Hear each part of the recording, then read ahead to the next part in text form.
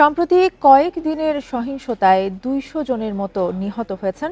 গণমাধ্যমের খবরের ভিত্তিতে এই তথ্য জানালেন আওয়ামী লীগের সাধারণ সম্পাদক ওবায়দুল কাদের। দুপুরে রাজধানীর ধানমন্ডিতে সংবাদ সম্মেলনে এই তথ্য দেন তিনি।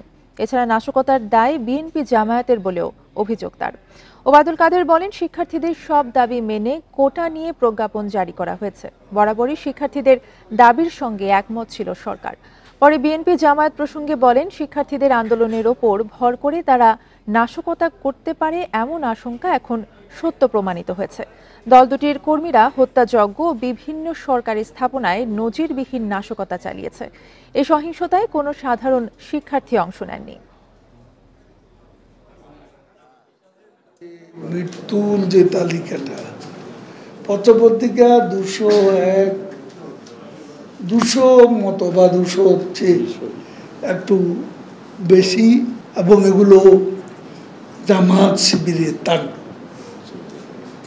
আমরা খোঁজখবর নিচ্ছি,